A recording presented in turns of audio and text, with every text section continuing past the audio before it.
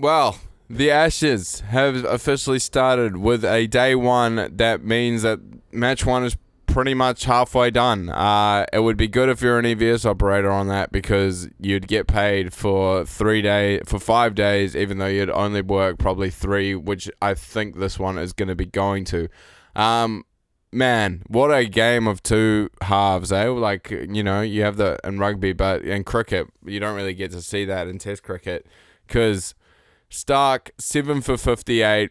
I was texting a whole bunch of Aussie fans during this first innings, and it just seemed like England was playing baseball stupidly. They were saying it in the commentary. They were saying you can play baseball, but only up to a certain point, up to a certain.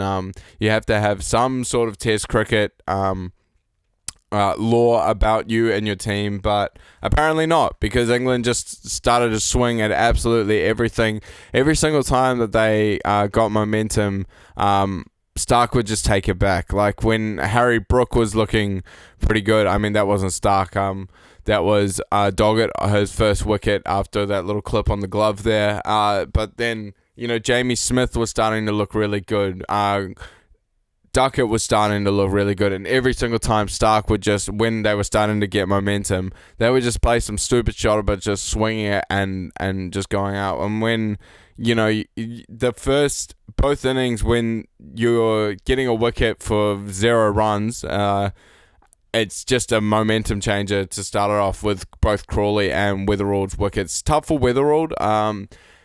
I mean, this isn't Sheffield Shield, right? And, man, no one wants to get a duck on debut, but when you're facing Jofra Archer like that, I mean, this English pace attack is going to be serious during this series. When you have Wood, Jofra Archer, you've got the captain there, Ben Stokes, taking 5 wickets. You've got Cast. I mean, that's just crazy. I am interested to see if there are going to be some times where on a wicket that they employ root, because I think that's going to be something that the Aussies can go about them. But on this wicket in Perth, this was an exact replay essentially of the first test against India last year of day one, which is just crazy to think that it happened twice, both in Perth. I thought it was a very interesting stat saying that only one team has won out of the 6 tests played in Perth. Only one team has won batting second. So Stokes obviously came out with that as a plan, and they employed that.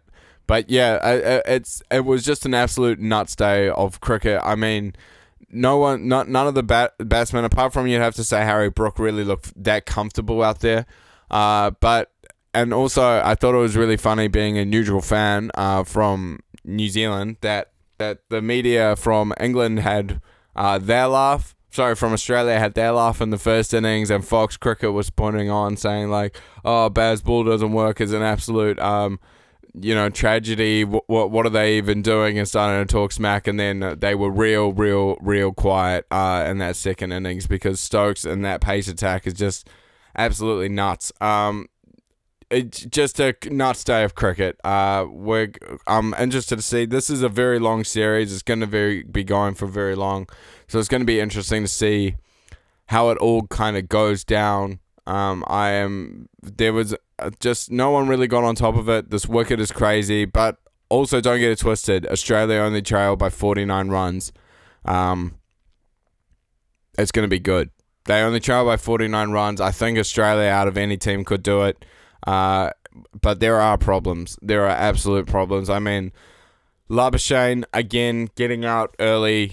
You never like to see that. Weatherald, it was the same questions of, it was exactly what we expected, but the only thing that we didn't really expect was just how good England were going to be with the rock.